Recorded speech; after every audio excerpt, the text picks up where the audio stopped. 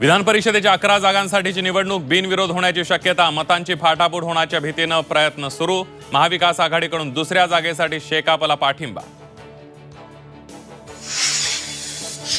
हिम्मत असेल तर चोरलेलं धनुष्यबाण परत करा, नंतर निवडणूक लढा। राऊतांचा शिंदेंना आव्हान, मोदी शहांवरही जोरदार हल्लाबोल। नितीश कुमारांना पाटणा हायकोर्टाचा मोठा झटका, 65% वाढीव आरक्षणाचा निर्णय रद्द। बिहार सरकारला न्यायालयाचा मोठा झटका। मराठा ओबीसी आरक्षणाबाबत केंद्र सरकारला बघ्याची भूमिका घेऊन चालणार नाही, पुढाकार घेऊन मार्ग काढा, शरद पवारांची मागणी। ओबीसींच्या आरक्षणाचं ताट वेगळं असायला हवं, लक्ष्मण हाकेंच्या भेटीनंतर आंबेडकरांची प्रतिक्रिया।